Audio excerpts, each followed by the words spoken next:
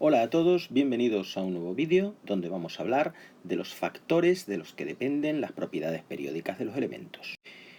Las propiedades periódicas dependen genéricamente de dos factores muy importantes.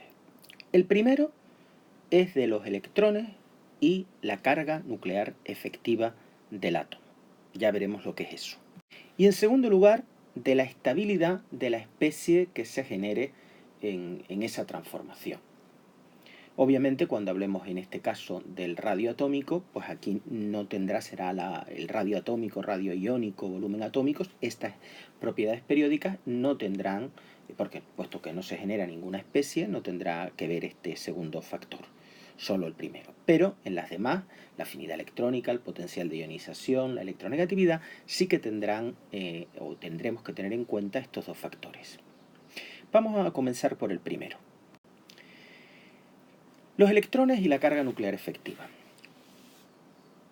Evidentemente, si estamos en un mismo grupo del sistema periódico, sabemos que a mayor número de niveles energéticos, la atracción por el núcleo es menor. ¿Por qué?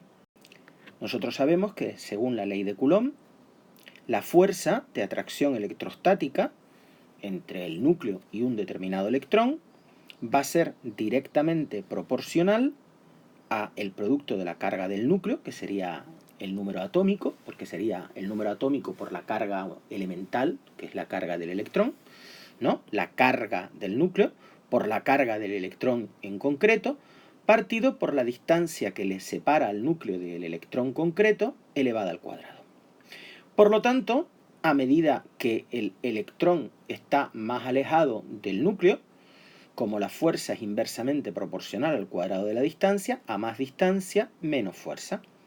Por lo tanto, cuanto más número de niveles energéticos tenemos, la atracción de esos electrones más externos por el núcleo es menor.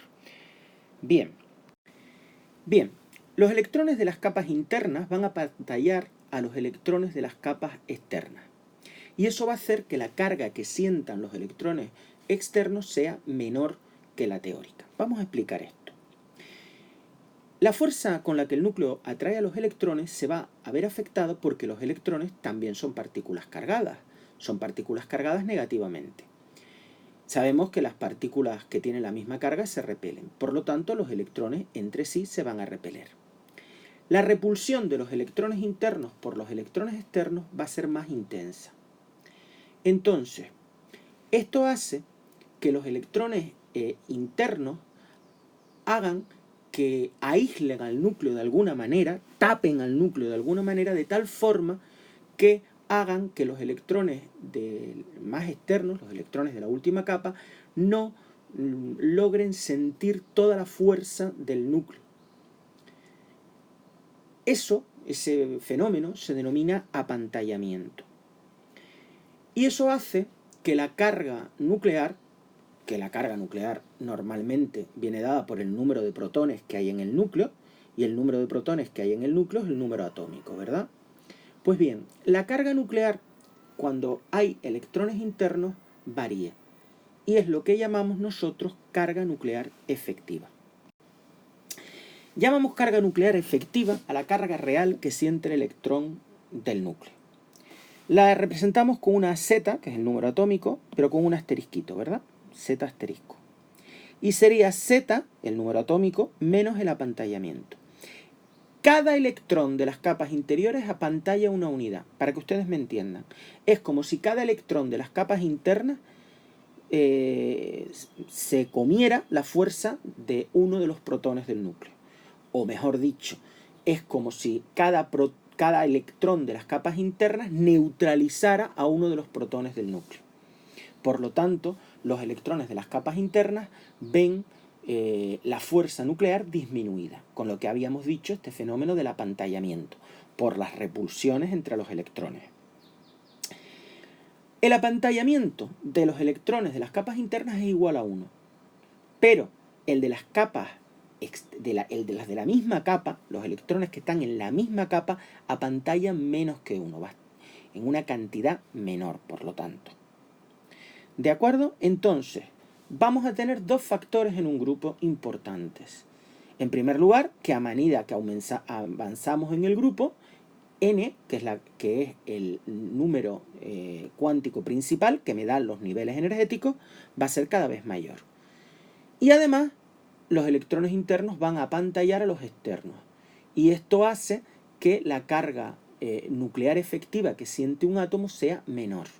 Recuerden que cada electrón interno es como si quitara, como si anulara, como si neutralizara la fuerza de atracción de un protón del núcleo. Los electrones de la misma capa también apantallan, pero mucho menos que uno. Bien, el segundo efecto es la estabilidad de la especie generada. Obviamente es importante decir que si estamos estudiando propiedades periódicas que afectan a la estructura, como el radio atómico, el volumen atómico, que es directamente proporcional al radio del átomo, o el radio de unión, pues la estabilidad de la especie generada pues no influye porque no se genera ninguna especie. Pero si hablamos de energía de ionización, es la energía que hay que suministrar a un átomo en estado gaseoso y fundamental para que pierda un electrón, para que desprenda un electrón.